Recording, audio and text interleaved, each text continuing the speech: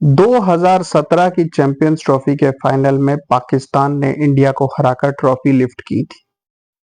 उससे लेकर अब 8 साल होने को आए और पाकिस्तान ने इंडिया को एक भी ओडीआई मैच नहीं हराया। जी हां, आई रिपीट, 2017 की चैंपियंस ट्रॉफी के फाइनल के बाद पाकिस्तान इंडिया से एक भी ओडीआई मैच नहीं जीत पाई। 2018 के एशिया कप में इंडिया पाकिस्तान का 2 बार मुकाबला हुआ और दोनों बार इंडिया वन साइडेड जीती। एक बार 9 विकेट से और एक बार 8 विकेट से। उसके बाद 2019 वर्ल्ड कप में आप सबको याद होगा कि कैसे वन साइडेड इंडिया वो मैच जीती थी। 2020 और 21 में इंडिया के बीच में कोई ओडीआई मैच नहीं हुआ। 21 में एक टी20 मैच हुआ था जो पाकिस्तान जीती थी। अगेन 22 में एक टी20 मैच हुआ था वर्ल्ड कप का जो इंडिया जीती थी। 2023 में एशिया कप हुआ ओडीआई फॉर्मेट में, जिसमें पहला मैच वॉश आउट हो गया और दूसरा मैच इंडिया 228 रनों से जीती थी, जिसमें कोहली और केएल राहुल ने 100 बनाया था और शुभमन गिल और रोहित शर्मा ने भी रन्स बनाए थे। फिर 2023 वर्ल्ड कप में आपको याद ही होगा कि क्या हुआ था। इंडिया अगेन वहां वन साइडेड बड़े आराम से मैच जीत गई थी और फिर अभी 2025 की चैंपियंस ट्रॉफी में अगेन इंडिया वन साइडेड बड़े आराम से जीत गई। तो 2017 से लेकर अब तक इंडिया और पाकिस्तान के बीच जितने भी मैचेस हुए हैं उसमें से कोई क्लोज गेम तक नहीं हुआ है। सारे के सारे इंडिया बड़े आराम से जीता है। इस कॉन्टेस्ट से पहले काफी हाइप बनाई गई थी पाकिस्तान की साइड से। पाकिस्तान के प्राइम मिनिस्टर ने खुद पर्सनली सारे क्रिकेटर्स को बुलाकर कहा था कि दुबई में इंडिया को हराना है क्योंकि चैंपियंस ट्रॉफी में इंडिया नहीं आ रही। मोहसिन नकवी ने भी काफी शोर मचाया था, खुद दुबई जाने की बातें की थी, प्लेयर से मिले थे और इस कॉन्टेस्ट से पहले आकिब जावेद ने भी खूब बड़ी बड़ी बयानबाजी की थी। कहा था कि भाई हमारी पेस अटैक के सामने सब डर जाएंगे, दुबई में इंडिया को एक्सपीरियंस है। मोहम्मद आमिर का प्रेडिक्शन आया था कि दुबई में इंडिया फंसेगी, पाकिस्तान के लिए बहुत आसान होगा जीतना। लेकिन ये कॉन्टेस्ट भी एक नो कॉन्टेस्ट रहा।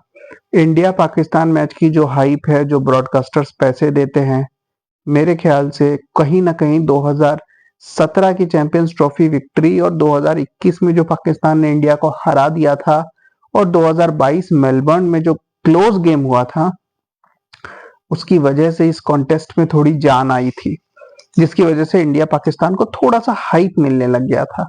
मगर पिछले 3 सालों में मैं कहूंगा 2023, 2024 और 25 जिस बुरे तरीके से पाकिस्तान हार रही है और जितनी क्लूलेस उनकी टीम इंडिया के आगे दिख रही है, कोई बड़ी बात नहीं है कि गोइंग फॉरवर्ड ये इंडिया पाकिस्तान के नाम पर जो पैसे बनाए जा रहे हैं, ये सिचुएशन बंद कर दिया जाए और शायद इंडिया के ऑस्ट्रेलिया के साथ ज्यादा मैचेस कराए जाएं, क्योंकि that is a bigger contest, that is a more exciting contest than this dull India Pakistan contest.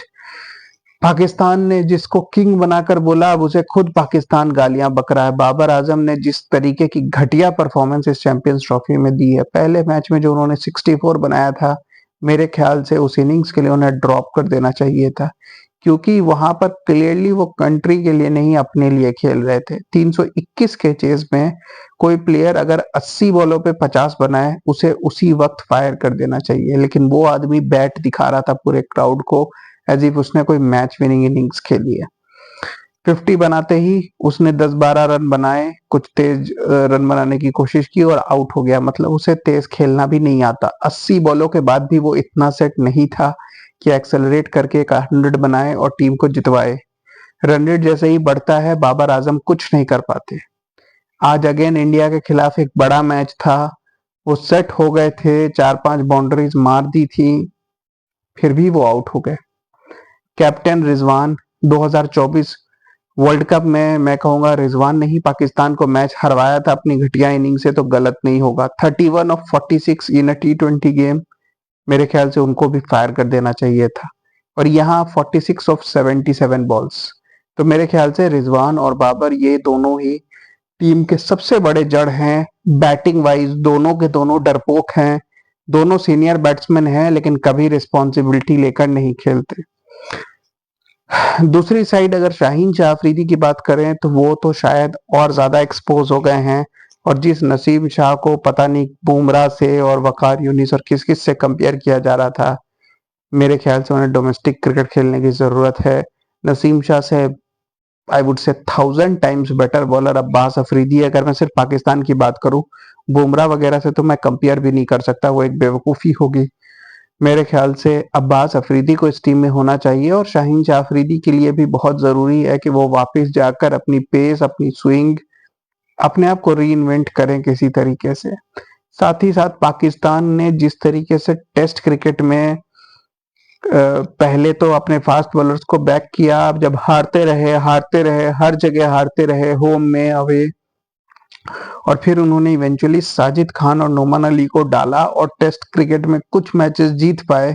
उसी तरीके से उन्हें ओडीआई क्रिकेट में ये 3 घटिया फास्ट बॉलर्स शाहीन, नसीम और हारिस राउफ की जगह अब्बास अफरीदी को टीम में डालें और सुफियान मुकीब को डालें और डेफिनेटली इनके ऊपर काम करें तो वो पाकिस्तान को ज्यादा मैचेस जितवा के देंगे rather than this overrated expensive pace trio.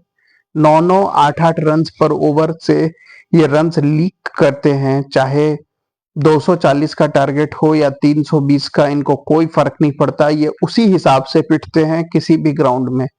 तो मेरे ख्याल से पाकिस्तान को अगर कॉन्टेस्ट में वापस आना है, इंडिया के साथ compete करना है, इंडिया पाकिस्तान कॉन्टेस्ट की मैं कहूँगा जो हाइप है उसको मेंटेन करना है, तो डेफिनेटली ये 3-4 प्लेयर्स को हटाना ज़रूरी है। Keep watching guys, thank you.